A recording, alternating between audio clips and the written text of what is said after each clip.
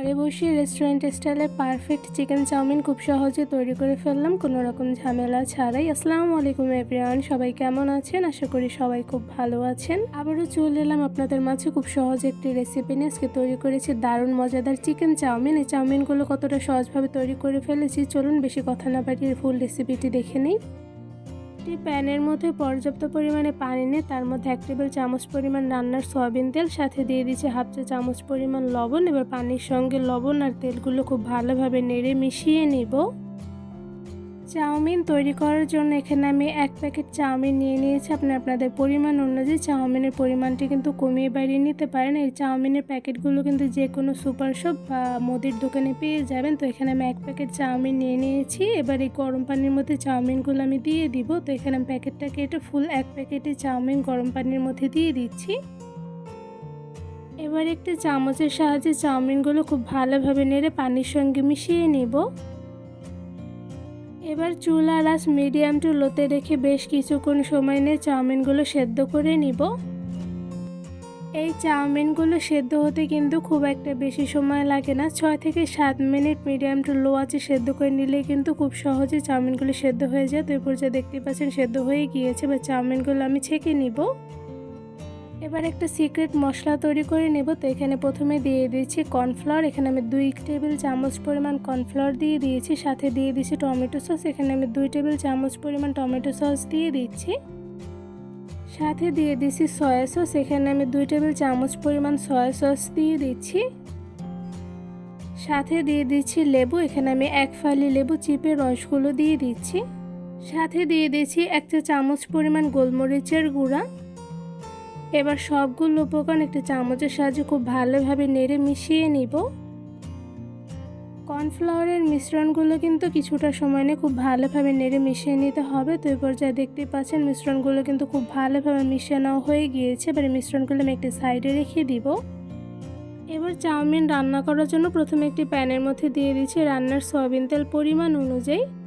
এবার এর মধ্যে দিয়ে দিচ্ছি অল্প পরিমাণে পেঁয়াজ কুচি। এখানে আমি 4 টেবিল চামচ পরিমাণ পেঁয়াজ কুচি দিয়ে দিয়েছি। এবার খুব ভালোভাবে গরম তেলের মধ্যে পেঁয়াজ কুচিগুলো হালকা কালার করে ভেজে নিব। এবার পেঁয়াজ কুচির মধ্যে দিয়ে দিচ্ছি চিকেন। এখানে আমি ছোট পিস করে চিকেনগুলো কেটে ধুয়ে তার মধ্যে অল্প পরিমাণে লবণ দিয়ে খুব ভালোভাবে মেখে রেখেছিলাম, সেটা পেঁয়াজ কুচির মধ্যে দিয়ে খুব ভালোভাবে নেড়ে নিব।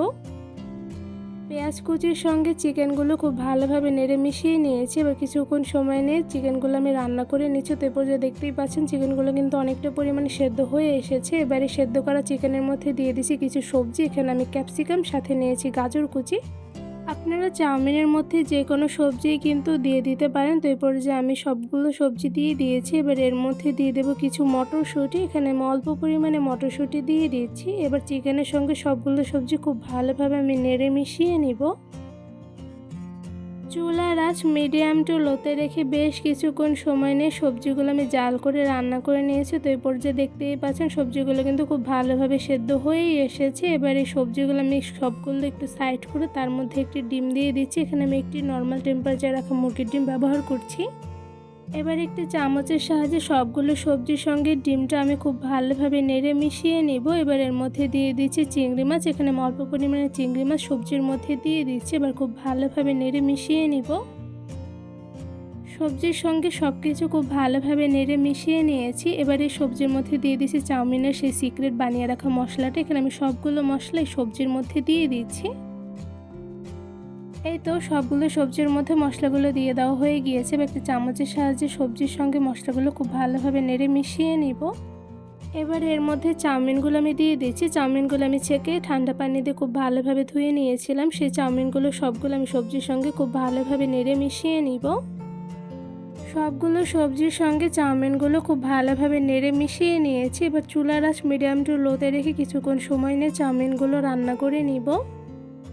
এই চিকেন চাউমিনগুলো রান্না করতে কিন্তু খুব একটা বেশি সময় লাগে না। তো এই পর্যায়ে দেখতেই পাচ্ছেন অল্প আছে কিছুক্ষণ সময় নিয়ে চাউমিনগুলো আমি একদম পারফেক্টভাবে রান্না করে নিয়েছি। তো এই পর্যায়ে চাউমিনগুলো কিন্তু খুব ভালোভাবে রান্না হয়ে গিয়েছে। এবার সবগুলো চাউমিন একটি পাত্রে বেড়ে নিব।